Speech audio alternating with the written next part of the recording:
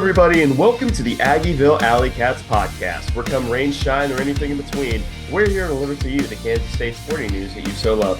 I'm Ace Edwards, right alongside Connor Baltazar. And welcome to the preview show for the primetime matchup between your Kansas State Wildcats and the Oklahoma Sooners. If you didn't know, this is a game that's kicking off on, is it 6 or 7? I think it's 7. 7. Yeah, 7 p.m. on Fox, nationally broadcast game. It's going to be a big one. It's going to be a big one. And I know that confidence, at least in the fan base, seems to be at an all-time low. But there are a couple things in this scouting report that maybe can give you just a little bit of hope. But before we go straight into that, we're going to dive into their 2021 stats, which was last year. I'll take offense, and Connor will take you for defense. But I'll start off with the offense. They were an 11-2 team last year, the 7-2 conference record, 2,438 rushing yards, 5.4 per attempt, 29 rushing touchdowns, 3,425 passing yards at 8.5 per attempt, 69.23% completion percentage, 32 passing touchdowns to 9 interceptions, 40.74% in the third down percentage, which was 53rd in the FBS. And then the biggest number, which is their red zone scoring percentage, which was 75.8 in touchdowns, 96.7 in total scoring, which was first and best in FBS. 33 sacks allowed, averaging 39.08 points per game, and 508.4. So this was again, as Oklahoma tends to be, especially when, they had their old head coach in Lincoln Riley, they were a very prolific offensive team. You can see that they did most of their damage through the air, but now things might be changing up a little bit, but we're getting ahead of ourselves. Connor, you have defense.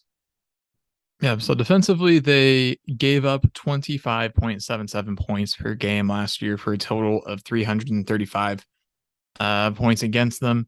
Passing yards throughout the whole year, just a little over 3,400 at 3,403. Passing touchdowns, they gave up 26 of them, 1,678 rushing yards, 15 touchdowns on the ground against them. And then third down percentage was 39.75% on defense. That was 71st in FBS. And then red zone percentage, you have a 61.7% touchdown rate and an 85.1% scoring rate in the red zone. That's tied for 80th in FBS. 11 interceptions. Says 28 fumbles. I don't know if that's right. That's pretty high, unless that's just forced and not. I think it's forced. 28. That's still a ton of forced fumbles. But I could believe forced. 32 sacks for the defense and a turnover differential of plus 11. Yeah, so defensively, they gave up a lot of passing yards. They were very much a team that could stop the run, but if you try to attack them through the air and had a prolific air attack, they were in danger, which you saw that in their 2 losses on the year, especially in the one against Oklahoma State, which that Bedlam game was one of the best games I've ever seen. But now we can take a look at who they're returning and who they added. So the first and foremost name that's returning is their leading wide receiver and probably the best receiver or second best receiver in the Big 12. It's between Marvin Mims, the Oklahoma receiver that we're talking about now, and Xavier Worthy, the Texas receiver. But Marvin Mims is back for Oklahoma. They return Eric Gray, who was their receiving back last year and now their lead back. They're returning Deshaun White, their third leading tackler. And then we get into a whole lot of additions. They added Dylan Gabriel, a transfer quarterback from the University of Central Florida. They added McCade Mettauer, a center or a guard from the University of California, Berkeley. They added Jeffrey Johnson, a defensive lineman from Tulane. I am still in pain watching that school name. And then In terms of the coaching staff, they're adding Brent Venables as the new head coach, who was the defensive coordinator at Clemson. They're adding Jeff Lebby at offensive coordinator, who was Ole Miss's offensive coordinator with Matt Corral last year. And then Ted Roof is their new defensive coordinator, who was a Vanderbilt defensive coordinator and also worked at Clemson. Outside of that, they're also returning Key Lawrence, who is their leader in passes defended. So they added a lot this year, but it was kind of by necessity. I'm going to take a drink and just kick up my feet while Connor reads the losses. Yeah, this is, I think, the first or maybe second time that we've ever had to use 2 pages for losses. Caleb Williams, obviously, the big one, really, transfers to USC, quarterback position. Spencer Rattler, the other quarterback, he transferred to South Carolina, the other USC. And then Kennedy Brooks, leading rusher, he went to the NFL, UFA pickup at running back. Nick Benito, edge rusher, coming into the year was considered to be one of the better edge rushers in the Big 12 in the country. Ended up getting second in sacks and was drafted to the Broncos. Brian Asamoah was their tackle leader at linebacker, got drafted to the Vikings. Perrion Winfrey, he was an interior defensive lineman and was drafted by the Browns. Then Delaren Turner Yell at safety, he was their interceptions leader, also drafted to the Broncos. And then we get into an even longer list on the next page. Michael Woods, their second leading receiver, is drafted to the Browns. Isaiah Thomas at defensive end, he was their sack leader, and he also was drafted to the Browns. Marquise Hayes, a guard, was drafted to the Cardinals. Mario Williams was their fourth leading receiver, an incredible talent. I believe he was a 5-star, Yeah. and he transferred to USC. Jaden Hazelwood, he was their third leading receiver, and he transferred to Arkansas. Cody Jackson, wide receiver, former 4-star, he transferred. Austin Stogner transferred to South Carolina, their number 1 tight end. Latrell McCutcheon, highly regarded recruit, 4-star. He is a corner that transferred to USC after just, I think, his true freshman year. Yep. And then they lose a lot of coaches as well. Lincoln Riley, he left for USC, as did Alex Grinch at defensive coordinator, Jamar Kane at defensive end, Barry Odom at linebackers, Roy Manning at cornerbacks. All of those guys followed Lincoln Riley to USC. And then defensive line coach Calvin Thibodeau, he left for SMU. He's kind of just the outlier. Like he just went to SMU. Yeah, everybody's either getting drafted or going to other Power Fives, and then this guy's like, I'm just going to go to SMU. Yeah, that is a lot that they're losing because they're losing receivers, I believe, like 2 through 5, unless Drake Stoops is in there. No, he was almost definitely in there, but like 2 through 5, not named Drake Stoops, and losing a lot in the defensive backfield, losing a lot of their pass rush production, and losing a lot of their coaching staff, especially the staff that, made their defense really good, both of the defensive lineman coaches and their linebackers coach. However, that almost is entirely counteracted by the fact that Brent Venables is now the new head coach. But in terms of this year, we're caught up to 2022. They are a 3-0 team so far this year. Their first game was up against UTEP, which they blew out 45-13, and then Kent State, which they blew out 33-3, and then against Nebraska, who had just fired Scott Frost. It was a victory for them, 49-14. They have 705 rushing yards on the year at a clip of 5.5 per attempt, 797 passing yards with 9.8 per attempt. Their starter has thrown 7 passing touchdowns to 0 interceptions, but have overall gone 8-2.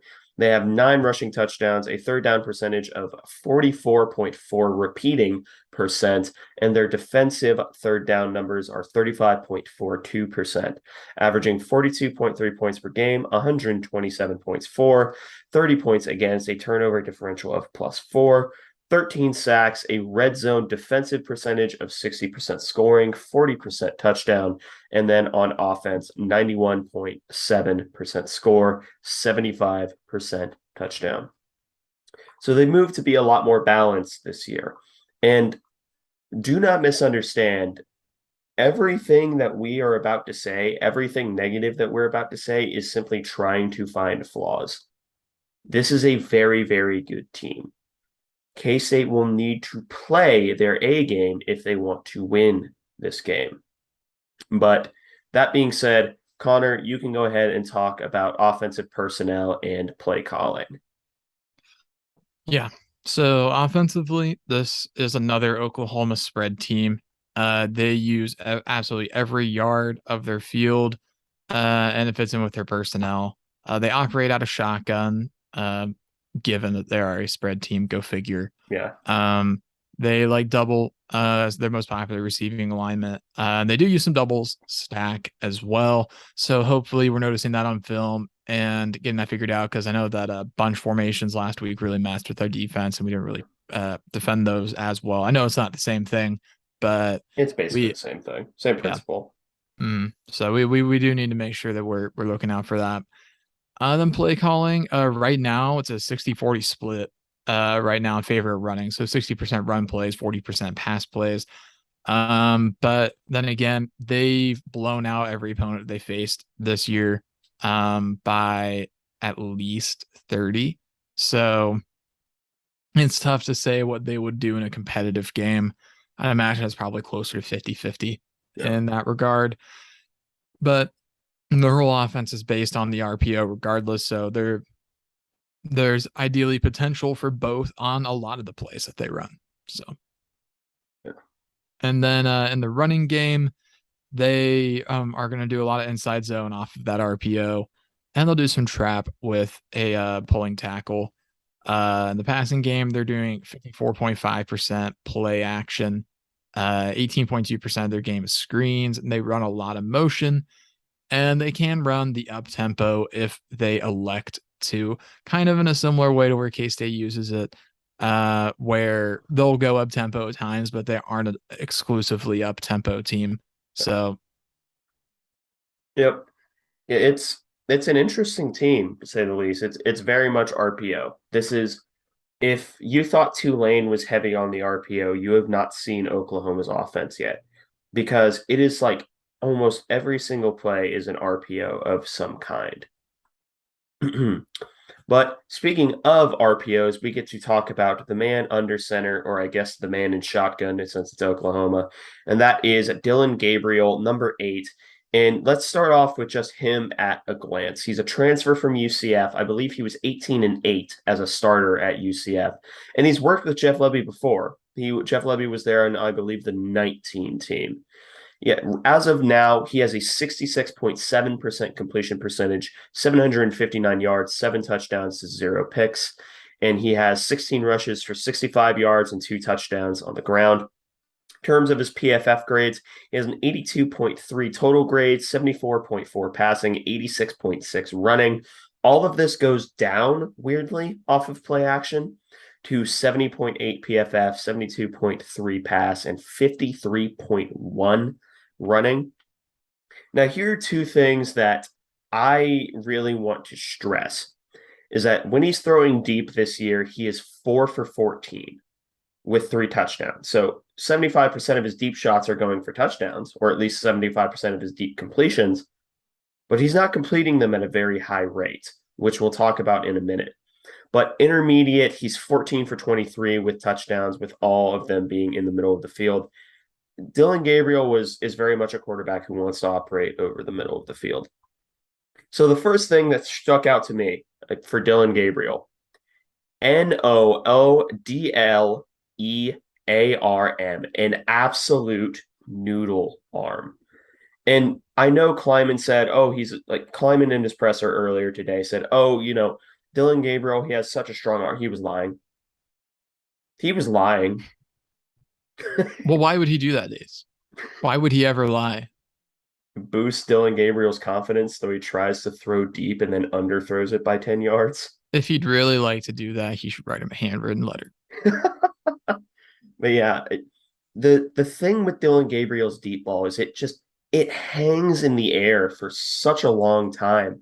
And when he throws it, it looks like he has to pour his entire soul into throwing it if it's longer than like 30 yards. The best example I can come up with was against the UTEP game. when Marvin Mims absolutely dusted this guy on the outside, as Marvin Mims does. And Dylan Gabriel just throws his entire body into this throw, and it goes like 30 yards, and it's still slightly underthrown. But it's not the weakest arm I've ever seen out of an Oklahoma quarterback. Hello, Jalen Hurts. But that's probably why his deep accuracy is so poor. But in terms of mobility, he can make really quick cuts, and his mobility is quite good. He's not a burner, like he's not Lamar Jackson, but he can make you look stupid if you're not trying to square him up. But where he gets his bread and butter is in the quick and intermediate game. He's not going to hesitate on his throws. He's not someone who double clutches. He knows where the ball should go, and he's going to make the right decision. The only time you're going to pick him off is when his arm talent isn't enough. So you're going to have to force him to throw deep because that's when you're going to be able to beat him because he's going to make the right choice 95% of the time. If you make the right choice from a reads perspective, throwing deep, that's your best chance to beat him. But all in all, to wrap up my long tangent here, he's the ultimate RPO quarterback.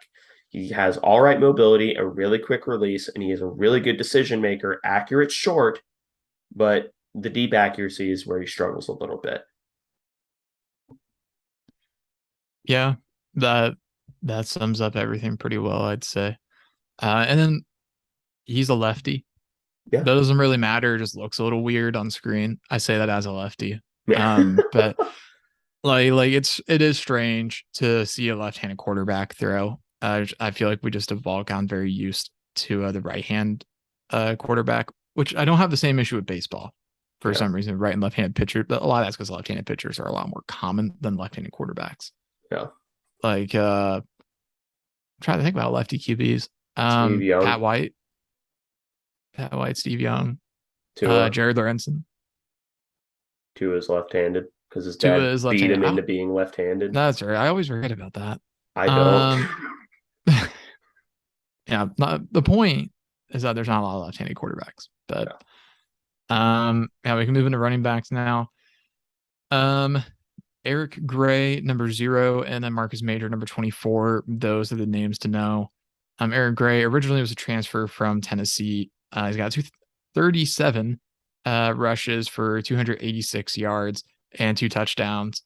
Has 4 catches for 43 yards. He's got an 85.1 PFF grade, 70.4 in the passing game, and then 85.9 running game grade. Really, really good. He gets through holes in the line really well. He's got a really nice jump cut, and he does make or he's fast enough to burn people, but it's not necessarily to the point where he's impossible to catch. And he's got great acceleration. He'll reach his top speed very quickly. And then Marcus Major, it's his 4th year of college football. 24 rushes for 127 yards, so nowhere near as efficient as Eric Gray. But he does have 4 touchdowns, and he has 3 catches for 43 yards and another touchdown. 65.9 PFF grade, 64.8 in the passing game, 66.6 in the run game. He is a pure power back. Speed's fine.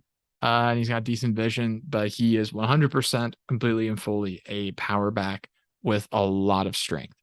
But yeah, if you know anything about this running back room, it's that Oklahoma is always going to figure it out in the running back room. It seems like they always have really strong and really talented running backs. Eric Gray, of course, is really, really good. I'm sure they're going to miss Kennedy Brooks because he was really good as well. Yeah. But they always seem to figure it out on this end of the field, or in this position group, I should say. Yeah. They don't lose people. It's like running backs and wide receivers. They don't lose anything. They just reload.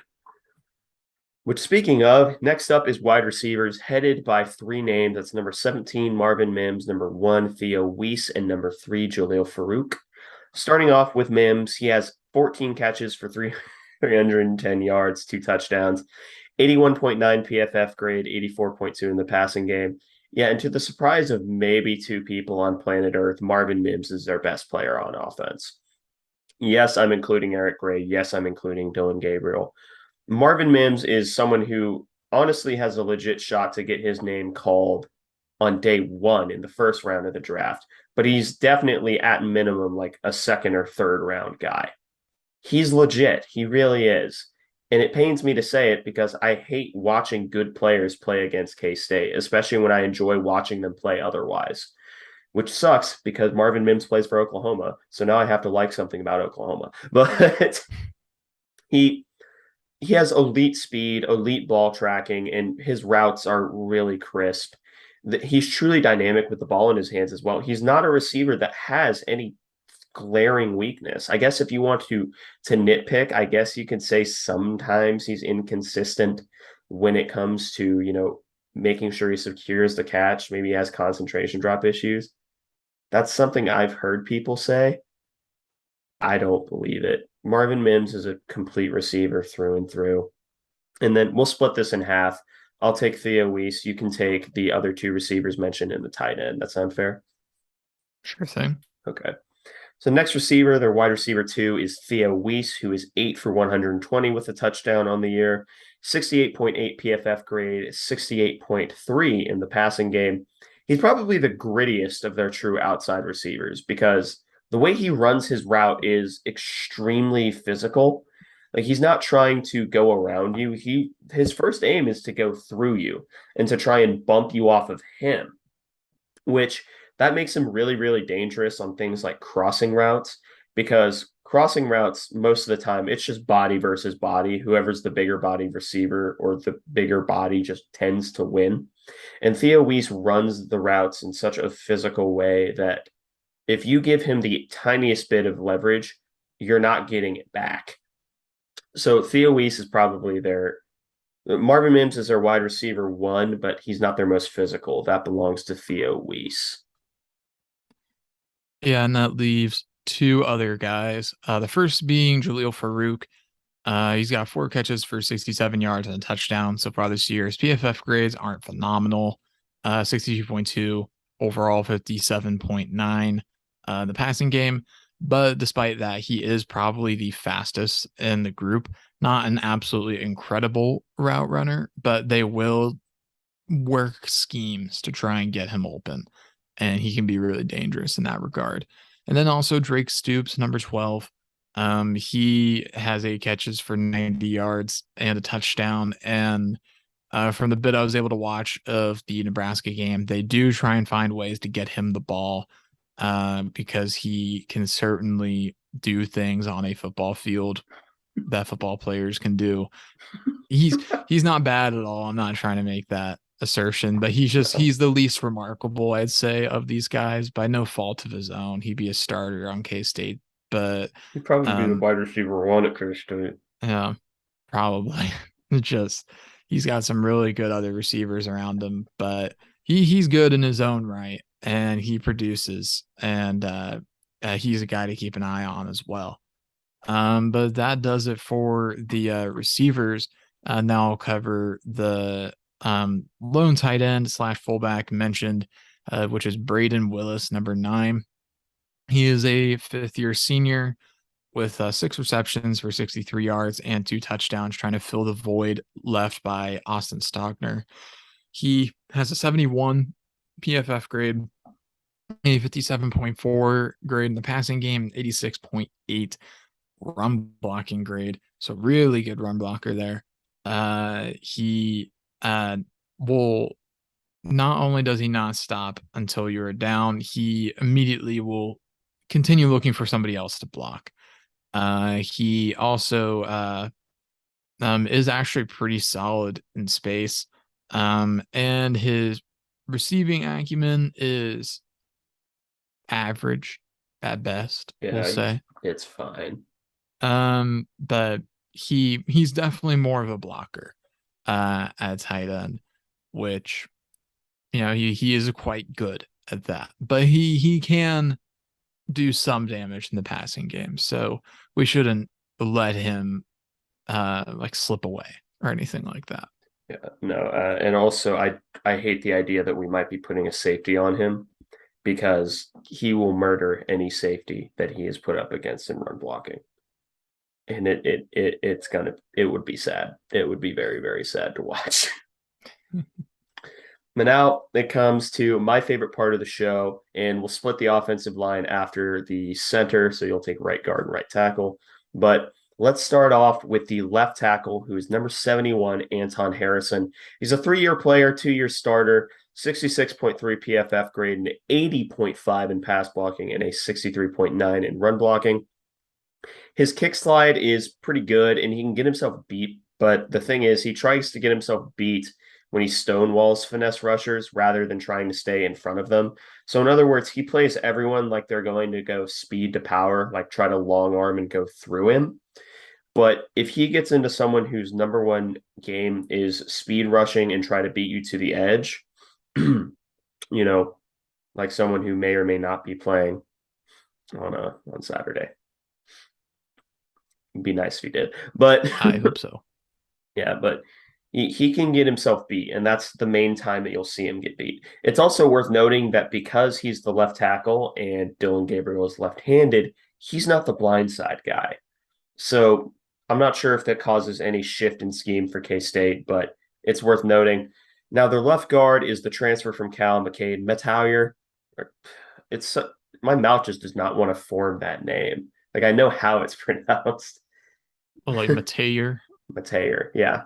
Number 72. He's a 4-year player, 3-year starter, 67.8 PFF grade, 54.5 pass blocking grade, and a 69 exactly run blocking grade. Now, getting past that nice grade, I can tell you that right now, he's going to be the player that upsets me the most. Because I was already upset watching Tulane's interior offensive line decide that the lunch money was on the players' jerseys and they were going to get that lunch money no matter what, because they were going to hold on for dear life. And that is exactly what McCade is going to do at left guard. He's just so insanely grabby. Like his first instinct, and I know that the first thing that you'll say is, oh, well, it's not holding if it doesn't get called. If a tree falls in the forest, yes, it still makes a sound. Yet, but he will hold and he will get called for holding, I hope. And he's also, he's a bit of a fan of, running up his forearm maybe a little bit too high to get under your face mask. So that way, you're not knowing what you're looking at. Technically, it's not a penalty. You're just not a good person for doing it. But the next one is their center, Andrew Rame, number 73. He's a 2-year starter, 67.3 PFF grade, 65.7 pass block, 67 run block. So he's pretty balanced. It seems like he's the one responsible for calling protections because he's the one who points everything out at the line and instructs everyone to do what they're doing, which is important when you have as many transfers on their line as you do. But his number one thing is that he knows he doesn't have to do his fight on the center alone. He will redirect the rush to whichever side isn't under attack if he has a nose tackle. So him and his guards both have a really amazing rapport with one another to where they're not going to let any of them get on a 1-on-1 situation. And the number one thing to note about him that's really good in his game is that he has a really, really quick first stab in pass protection to disrupt any momentum that you would normally get, try to get power from the nose tackle position. He's just going to stab to one side of your body and then get back into his kick slide. Well, not really a kick slide, but his shuffle backwards because he's a center.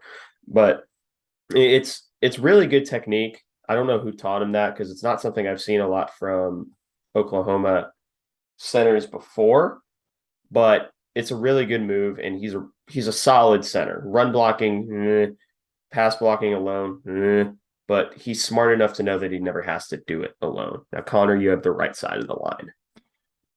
Yeah. So at right guard, they've got number 56, Chris Murray. He's a transfer in from UCLA from the 2020 season. It's strange to me seeing all of these transfer offensive linemen because that's something K-State has really never done that much. Sure. Especially since Kleiman's got here. I don't recall us really ever having like an FBS transfer offensive line. The only transfer period I think has been Kingsley Ugu from the JUCO ranks. But yeah, 5-year player, 4-year starter for Chris Murray. 70.7 PFF grade, 73.3 pass block, and a 71.9 run blocking grade.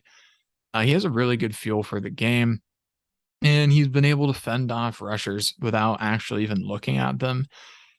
And he's just an all around really intelligent interior offensive lineman that every college team wants a Chris Murray because he's too smart to fool with easy stuff. So he won't be easily fooled, and he being the veteran that he is. So, but then the last offensive lineman is Tyler Guyton, number 60. He's playing for Wanya Morris right now, who is injured. Guyton is a transfer from TCU. This is his first season starting. 72.2 PFF grade, 75.8 pass block, and a 67.5 run block grade. He's got a really powerful first step, and he is definitely a mauler at heart. And then he keeps his head up very well when picking up any defenders in the run game. So that right side of the line is definitely going to be one to watch. I'll be interested to see if we switch up our defensive alignment to account for the different handedness of Dylan Gabriel, mainly on the defensive line. See if we maybe move Felix to the opposite side. But do you have anything else to add on the offensive line, Ace? Not really. It's their right tackle isn't necessarily the greatest in pass protection, at least in terms of technique. He's really someone that he's a true mauler. He's not a technical guy. He wants to kill you. That is his number one goal. You can't touch the quarterback if you're dead. That is as true a statement as I've ever heard. So I can't make any argument against that. Yeah. Now we can move on to the long list of things to note defensively. Firstly, starting with personnel, and I kind of did a double take before I remembered that it's Brent Venables who's in charge of this defense because they they play a 4-3, like a legit 4-3 in the Big 12. It's unbelievable. I've I not seen a 4-3 in years, it feels like. like I think they with this, I think they may be the only defense that immediately comes to mind that doesn't base nickel. They have a nickel package, but I don't think they base nickel because KU bases West Virginia, Texas Tech, Texas bases 4-2-5, KU bases 4-2-5, Iowa State, Oklahoma State, Baylor, we all base 3-3-5. So yeah, I think they're the only one who bases 3-3. I mean 4-3, which four defensive linemen, three linebackers. And but the thing is that it doesn't matter because their linebackers are so freakishly athletic. Who cares? They may as well be running dime. Who cares? They line up in it. But here's the really weird thing, and Chris Kleiman actually pointed this out, and I can corroborate this. They have lined up with basically three different defensive schemes for three different games. Their UTEP game, they were running basically exclusively four-man fronts, almost exclusively. In their Nebraska game, they were running almost exclusively three-man fronts. And then in the Kent State game, it was something completely different. It was so weird. It's like they were, okay, let's roll the dice. What scheme are we running this week?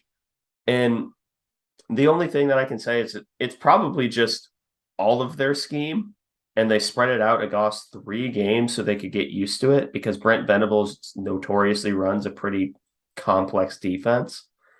But when they're running a four down front, their strength of the formation is muddy. They'll play even. They're fans of the over front when there's an obvious strong side. And if you get them into an even look where they don't have anybody on the center in this four down front, they're bad against the run. Like they are downright bad, or at least in the games that they've played. That being said, when they switched to the three-man front, which they ran against Nebraska, they switch between a stack 3-3 and a bear front, which basically means that they put their linebackers on the edges. When they're in this front, they're vulnerable to the outside run. And God help me, I'm going to do it, Connor. I'm going to say something I never thought I would say.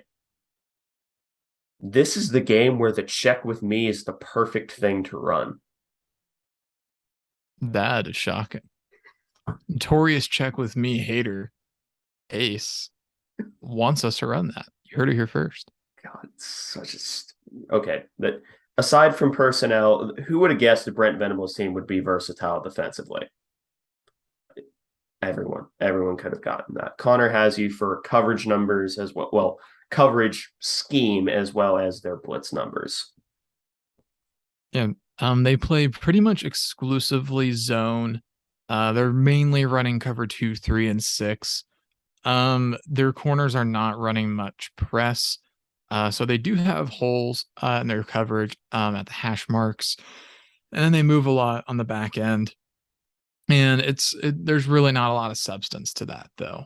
A lot of it is I don't know, counterintelligence, I guess, from the Yeah. safeties. They're running around trying to confuse the quarterback, They're pretty trying to much. gaslight the QB. Basically, yes. They blitz a little over 1 out of 5 times, 22.35% of the time they are blitzing. However, you do need to keep an eye out for their stunts, and they'll run some end under as well. Which is absolutely frightening because that means their defensive tackles are the ones that are schemed to get over and open, and they're athletic enough to do it. Don't like that. Yeah, I don't either. Which, speaking of, we'll talk about their interior defensive line first. Now, I mentioned that Marvin Mims is their best player, but I don't think their receivers are the scariest room for K-State exclusively. The scariest room is by far their defensive tackle room, and it is led by Jordan Kelly, number 88. That is a disgusting number for a defensive tackle. And then Jalen Redmond, number 31. Jordan Kelly, he's a fifth-year player, though he's only started one game. And he has 3 tackles, 1 sack on the year, 70 flat PFF grade, 72.7 run defense, 29 tackling, and a 67.2 in the running game. And what makes Jordan Kelly so scary to me is his first step. He is probably the most explosive defensive tackle we have seen, and might be the most explosive. I mean, we've seen this year, and he might be the most explosive that I've seen in the Big 12 since we last watched Siaki Ika, who I was far too low on, and then upon reflection realized, wait a minute, he's like the best nose tackle in the Big 12. Sorry, Huggy, you're not Polynesian. you're not Siaki Ika. There's only one Siaki Ika. But aside from his explosiveness and his ability to run and just absolutely decimate plays before they even start, he also has a really great swipe/rip combo that it just destroys people if you're not expecting it and if you're not ready. But outside of Jordan Kelly, you have Jalen Redmond, number 31. He's a 4th-year player who's been largely rotational throughout his career. He has 5 tackles, 1 sack on the year, 62.1 PFF grade, 71.4 run defense, 28.2 tackling, not very good defensive tackles, tackling, 57.6 in the running in pass rush. He's athletically versatile enough to be the man who is cleared for on stunts as a defensive tackle. Don't love it. Nightmare. That is a nightmare. Dislike it. Yeah, I don't like it. Like, honestly, in just about every other team, he'd be playing defensive end. But he's also a very, very strong rusher. And he's the player that, if I had to pick one player that scares me most on this defense, it's Jalen Redmond. Because he's an interior power rusher who is known for bullying centers. Very concerning after last week. Yeah, that's not good, given what we've seen from Gilliam so far. I hope he puts it together. I really do, because he's going to need to.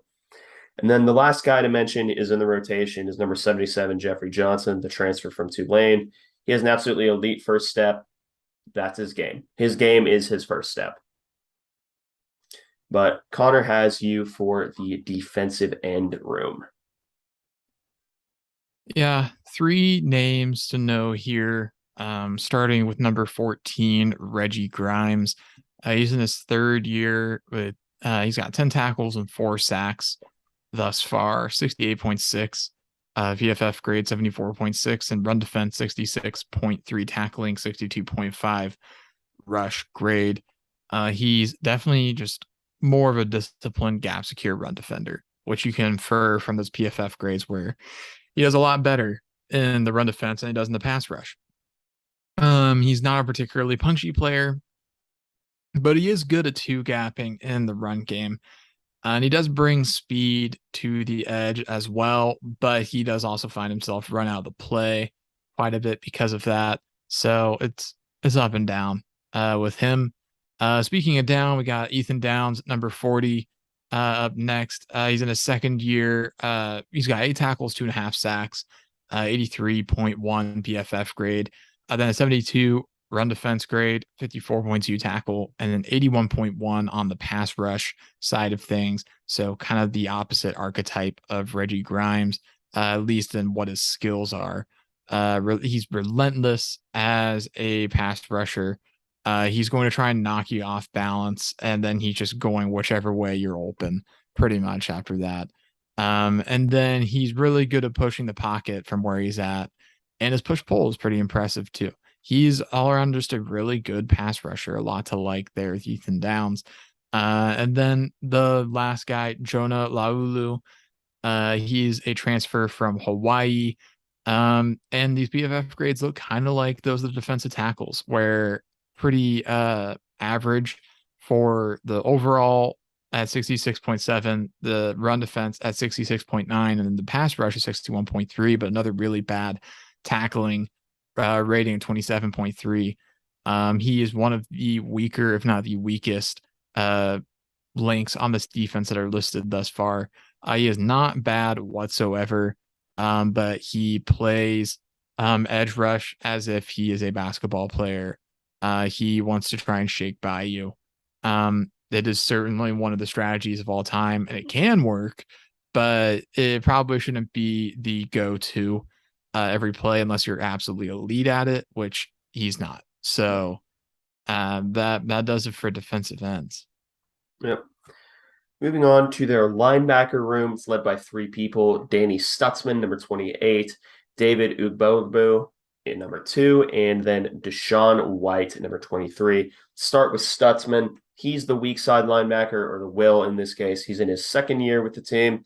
He has 25 tackles through 3 games. Okay. 1 sack and then 2 passes defense.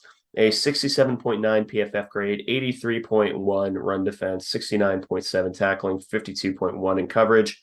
Despite being their weak side linebacker, he's the best run defender and also, without a doubt, their best blitzer. But that's pretty much his game. He plays will linebacker, like the stereotypical middle linebacker of the 1990s, where it's just the running enforcer. But he's still a plus athlete. Everywhere, every position in Oklahoma is a plus athlete. So he's not worthless in coverage. He's not great, but he's not a downright liability whenever he's out there. Next up is their middle linebacker, David Ugboegbu, a four-year player, 3-year starter. He has 19 tackles, 1 sack, and then a collection of grades such as 53.5 total PFF, 52.1 in run defense, 50.9 tackling, 61.5 in pass rush, and then a 54.5 in coverage. As I mentioned before, he's the middle linebacker of the group, and as the grade indicates, he's the shakiest of the group. Everything in his game just seems a tick and a half slow. He's a tick and a half slow diverting the run. He's a tick and a half slow in coverage off of play action. But his biggest game is that he does flow pretty well with the running game if the defensive line does their job. But if he ever, and I mean ever, ends up in the open field, pray for him. It's not going to end well for him. He's bad in the open field, which is kind of why they don't really ask him to cover the flats too much. That honor belongs to Deshaun White. He's a 5th-year player and a 4-year starter, and he is what they call, and I'm not joking, the cheetah position in this offense, which the best way to think of it is to think of it as a jack who plays Sam linebacker. The jack safety in our 3-3-5 is probably the best comparison to this position, but even then it's an imperfect one. And while I would love to talk for 30 minutes about why they're distinct and also admit the fact that I don't 100% know, It'd be easier to just say he has 16 tackles, one sack, and one pass defense, a 65.9 PFF, a 65.9 PFF grade, 64.4 run defense, 69 exactly tackling, a 90.2 pass rushing grade, and then a 59.7 in coverage. He is quite literally. Do you remember Jalen Petrie? He's Jalen Petrie. He's Jalen Petrie, but bigger and playing a different position name. He's the Swiss Army knife player for this defense. Rangy, good in space, but not elite in any aspect other than his pure athleticism. But if he's out in space as a receiver, get behind him because he doesn't have that feel that a safety does in those middle hook zones. He doesn't feel you behind him. So you can break open, slow down, sit down, and he won't be able to really follow you that well. But outside of that, Jaron Kanak, he's also contributing. I felt the need to point him out because the recruiting battle, and also I still support Kansas kids no matter where they go. Yeah, good for Jaron Kanak contributing as a true freshman, redshirt freshman, true No, freshman. he's a true freshman because him and Jake Clifton were in the same class because That's Brent right. Venables really wanted Jake Clifton. Yep. Yeah, Jaron Kanak, early contributor at OU. But that puts us into corners where there's three names: Woody Washington, number 0; number 4, Jaden Davis, and then DJ Graham, number 9. We will start with Woody Washington, kind of the elder statesman in the room. He's in his 4th year, 62.7 PFF grade, a 55.1 run defense grade, a 54.8 in tackling, and then a 64.1 coverage grade. He's been around the block. He's been there at OU for a while. Um, but he does get into his zone backpedal way too quickly. So some of the shorter timing routes can be executed on him. He, however, is really good in the deep third and cover 3. Um, but if he is blocked in the run game or if he's blitzing, there's not much he's going to be able to do about it. Um, but he loves going for the forced fumble. Maybe that explains why they had so many forced fumbles last Yeah. year. But yeah, as I said, he's a veteran. He's been playing for pretty much his entire career as well. I seem to remember just a few years ago he was playing back as like a true freshman, I think. And then you get to Jaden Davis. He's another 4th year guy. And then he has fairly similar grades to Woody Washington, a little higher, 63.7 overall, 58.3 in run defense, 62.4 tackling, and a 64.3 coverage grade. He has great instincts, which is a blessing and a curse. Sometimes he'll bite too hard. Other times he will blow a play up. It really just depends. He can be baited in coverage easily. He can get him to open up his hips too early if you approach him correctly. And he does play a little too far inside on cover 3, so the sideline could be left open in theory. Not that it will matter, but he will. That is a possibility. I say this. We had our longest pass play of the season last game. Anywho, but that leaves DJ Graham. He's in his 3rd year. He has the highest grades of anybody here for the corners with a 75.4 PFF grade, a 73 in the run defense, 81.7 in the tackling department, and 74.5 in overall coverage. Yeah. And he plays just about everywhere, but he doesn't start. He's rotating in as a slot guy. Sometimes he gets some outside snaps, but he's fine. He's not quite he's more the traditional corner as opposed to the zone corners that Brent Venables has chosen here. But in terms of their safety room, it is 2 players. It's so strange not having to mention 3 players in the safety room, but it's number 5, Billy Bowman, and number 25, Justin Broyles. Let's start off with Billy Bowman, who is their strong safety. He has 24 tackles as a strong safety, 2 passes defense, and 1 forced fumble, a 76.8 PFF grade, 71.5 run defense, 64.5 tackling, and a 77.5 in coverage. And if there's a chance for him to create a 2-and-1 on coverage with him in the corner, he's taking it. He's not just going to sit in his zone doing nothing. He's one of those the definition of he covers players, not grass.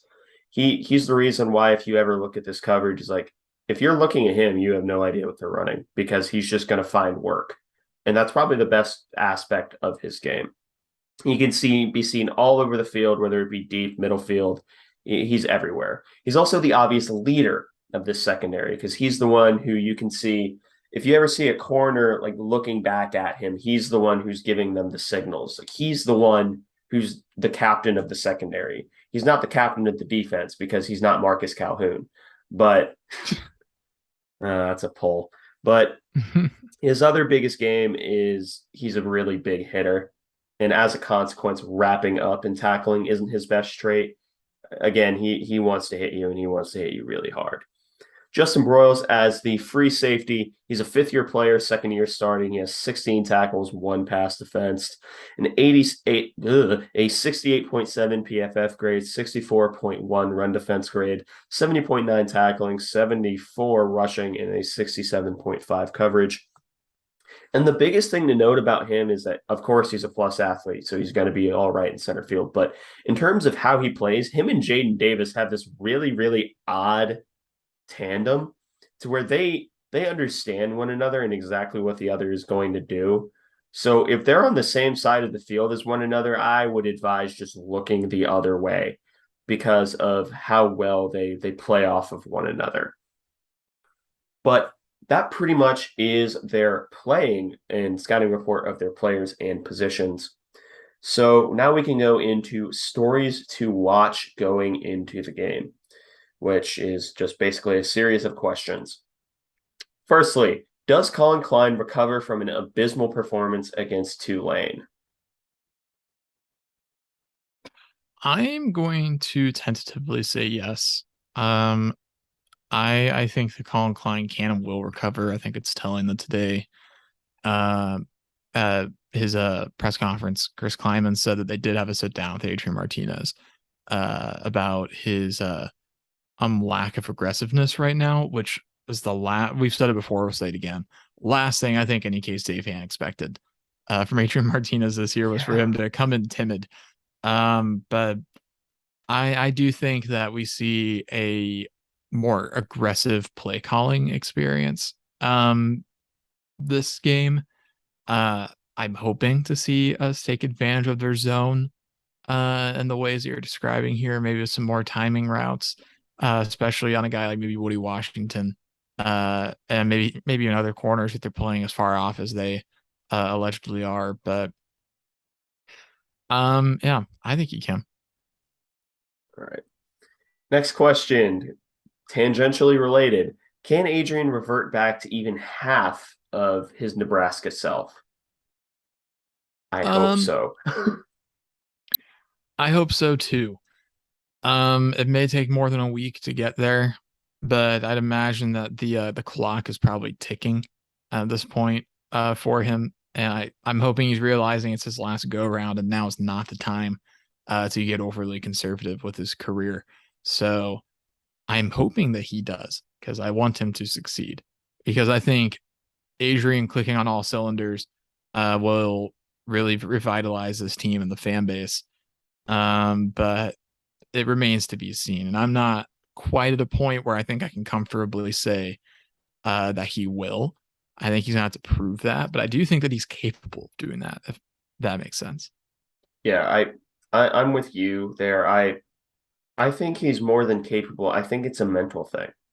I think that he was told the entire offseason, he's been told his entire career, oh, Adrian Martinez, oh, he turns the ball over too much. Oh, he's so talented, but he needs to limit the turnovers.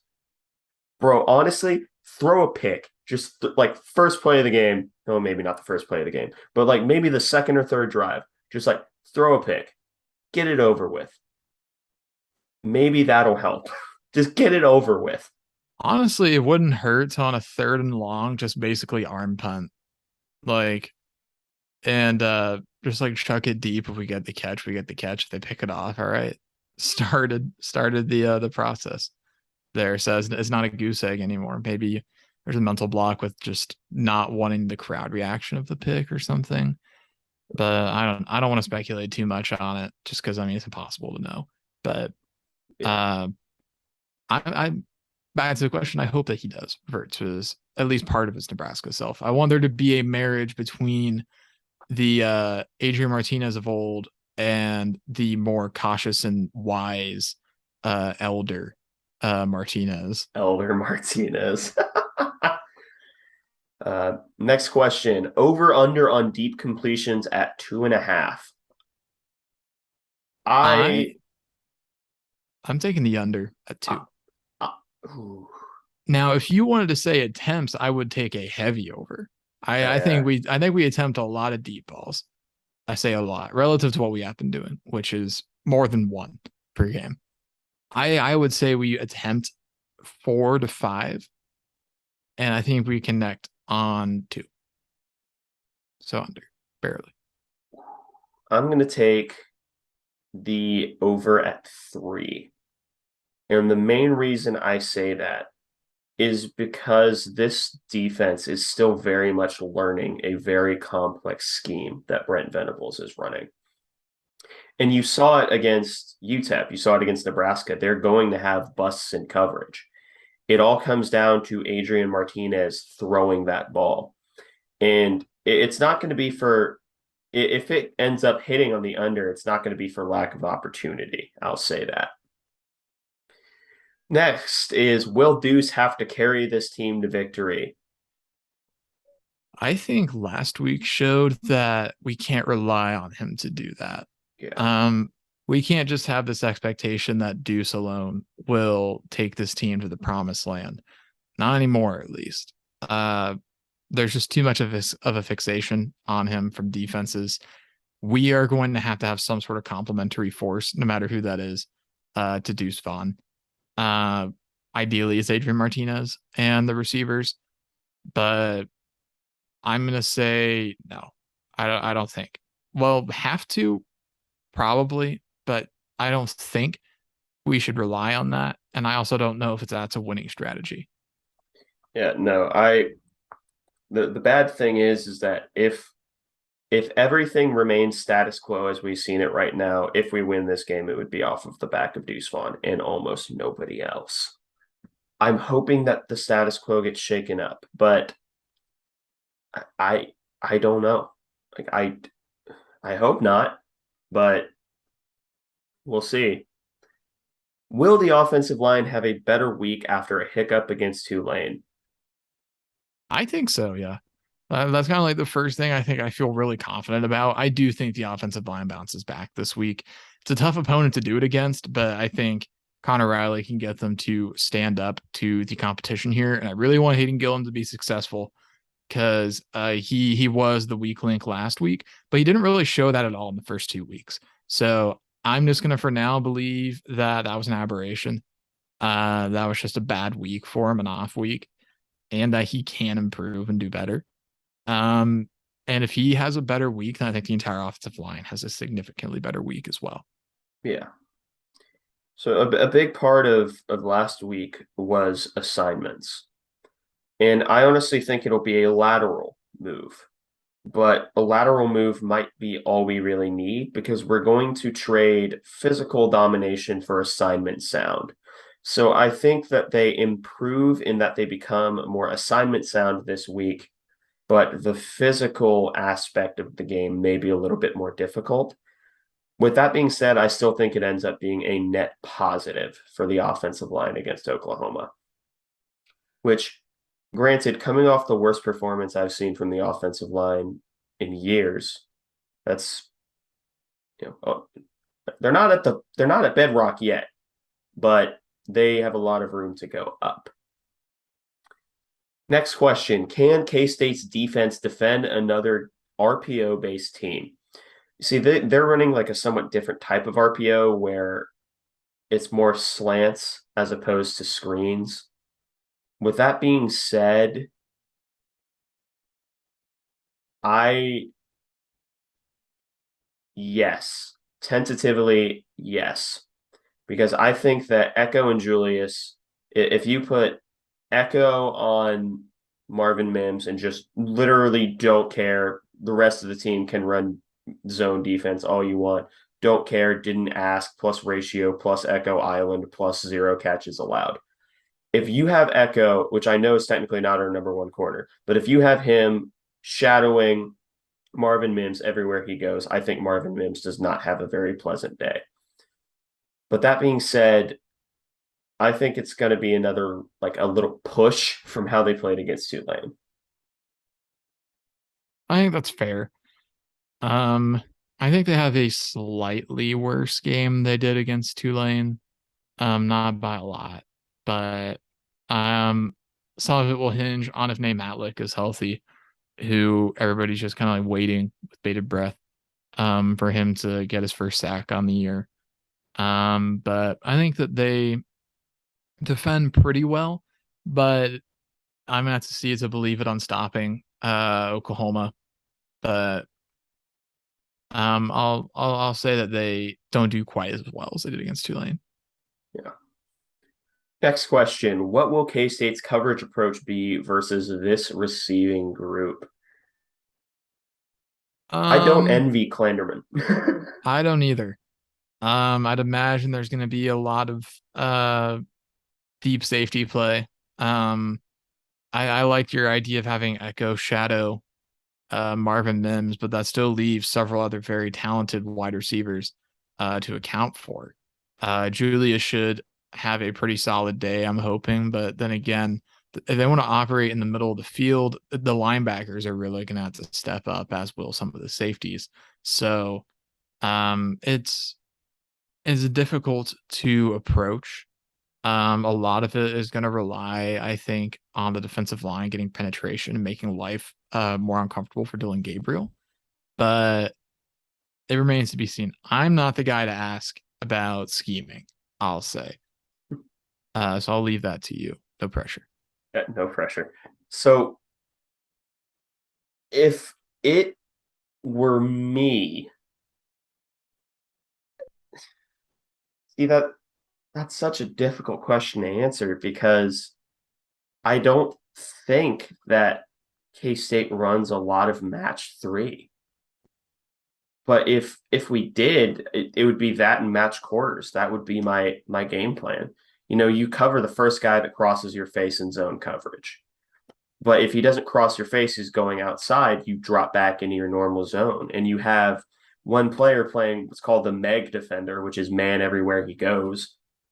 You just pick a receiver, follow him, do what you can. It but from what I've seen of K-State's defense, what I would do schematically is rush three, hope they try to go deep, and keep one person, maybe Daniel Green, on the spy and keep the linebackers into slant, like zones where the slants would be. So like hook zones. That would be my plan.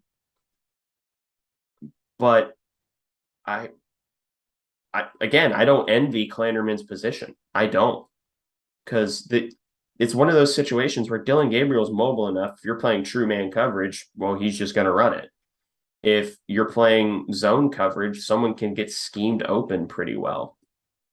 But long story short, I don't know, but I have a feeling it's going to be like a hybrid, same game plan we have pretty much every week. Last question, and the most important question to me is whether we win this game or whether we lose this game. Does everyone on the team show life, and does it still seem like they've bought in? And the answer to this is I really, really, really hope so. I'm going to say yes, because even when we have lost against Oklahoma in Kleiman's tenure, which has only been once now, I'm thinking about it, we have been excited for the game. We've clearly been bought in and focused for it. So I'm going to continue with that philosophy. It seems like Kleinman's been pretty successful at getting the team ready for big games. Some of the smaller ones and like overlookable games are maybe where he struggles more with getting everybody focused. But yeah, I'm going to say that we definitely show life in this one. I think we show life in Yeah, I think we show life. I would just be really interested to see what happens afterwards. But now let's go into projected offensive and defensive MVPs. Once again, our offensive MVPs are matching, and we both said Deuce initially and then reversed it to The the offensive offensive line. line. Yeah, so if we are to win this game, it is on the back of the offensive line doing their job. Oh, what a stereotypical thing to say. If you want another answer, Sammy Wheeler, because their linebackers suck in coverage. But Sammy Wheeler may get one catch again and then disappear off the face of the earth. I don't know. I'm gonna go with the safe pick in the offensive line. You give me one name to pick, BB. But I think the offensive line as a unit has a much better day, plays much more assignment sound, which is what we need. Yeah, desperate need there for the offensive line to have a great game. Yep. And then defensively, my pick for MVP is Sincere Mason because I project us kind of having to roll down from that three safety look into having two of the safeties play middle zones or middle flats or whatever you want to call them, Tampa zones, who cares? It's the same thing. But I really think Sincere Mason is going to have a really good day. I think he probably chalks up another interception because of how much that he'll be able to step into those passing windows and maybe get a little bit of a baited interception for Dylan Gabriel. It'd either be him or Drake Cheatham who would do it, but my pick is Sincere. I went with Daniel Green because the middle of the field is going to be one of the most important parts of the game, especially since Dylan Gabriel likes to make his bread and butter there. So I'm going to say Daniel Green. Hopefully he can make it 3 straight weeks with an interception, which I honestly had zero expectations from getting any interceptions this Yeah. year. And that And was his now he's first of got the career against MU. uh he had one. I know maybe it was a fumble recovery, I think against like Mississippi State, like 2019. He had I, so he did something against Mississippi State in 2019. I don't remember exactly what it was, I think on the but broadcast they said it was like his first interception of his career. So maybe they're wrong and I'm wrong by proxy. he definitely didn't have one last year, as I recall. So there's that. But yeah, Daniel Green, we need him to have a monster day. Yeah. So now we get into score projections, and these are predictions, not these are not what we want to happen. This is what we think are going to happen, which you can already tell is not going to be a good thing because I had to preface it like that. But for me, I'm in such a prove it mode with the K-State offense, and Oklahoma is capable of running such an up tempo team that our defense might just end up getting, tired again, might be getting gassed on the field. And with that being said, I have this being a 27-13 victory in favor of Oklahoma. But if we won, I can't say I would be too surprised. It's not an impossible game. This is my prediction, but I can see a world where we win this game if things go our way, if we get lucky once, if we play assignment sound football, if we limit what they can do after the catch, if Adrian Martinez throws the ball deep, goes back to Nebraska Adrian Martinez. This is a winnable game. Oklahoma is not invincible. The Dirt Burglars are not invincible this year, and they haven't been since we played them, and this is probably the worst team. It all comes down to what the offense can do. But that's my prediction. Connor, what do you have? I've also got the Cats losing 30-17 in this. But like you said, this is a winnable game. But I'm not going to predict them to win until we see the offense really clicking. I really need to see the passing game figure it out. Because if the passing game does figure it out, then all of a sudden this team is back on track. But after the events of this past Saturday, they're going to have to really show it on the field and show that they can do it. They are capable of it. Yeah, if we win this game, Adrian Martinez threw for 300 yards. I'd That's allow it. that's just what has to happen. Because I don't think because the alternative is we decide that we are going to do what Colin Klein did to Texas We're not going to Klein or I guess Martinez OU because OU has seen Adrian Martinez before. They haven't seen him in this scheme, but they've seen Adrian Martinez before. If we win, Adrian Martinez had a great day. You have anything else to add? No, I don't think I do. I don't think I do. All right. Well, then that wraps up this episode of the Aggieville Alleycats podcast. Thank you all so much for listening. If you want to contact or follow the show, we are at Aggieville Alleycats on Twitter. That's capital A, and capital C in cats. If you want to email us, we're AggieVilleAlleycats@gmail.com. If you want to follow us on a more personal note, I am at AC Edwards00. I am at Connor Baltazar, capital C, capital B. And before we go into the merch plug, shout out to Evan D. Chandelanolac for being an official Alley Cat and making it to the end of last episode. I don't know how you did it, but congratulations. Congratulations, Evan. But if you want to support the show financially, please be sure to check out the official Aggieville Alleycats merch store, where you can find such designs as the staff-approved Doomtang Clan, Place Sandstorm Cowards, and Neon Alleycats. But most importantly, thank you all for listening to this episode of the Aggieville Alleycats podcast. Where come rain, shine, or anything in between, we're here to deliver to you the Kansas State sporting news that you so love. Stay safe, Alleycats.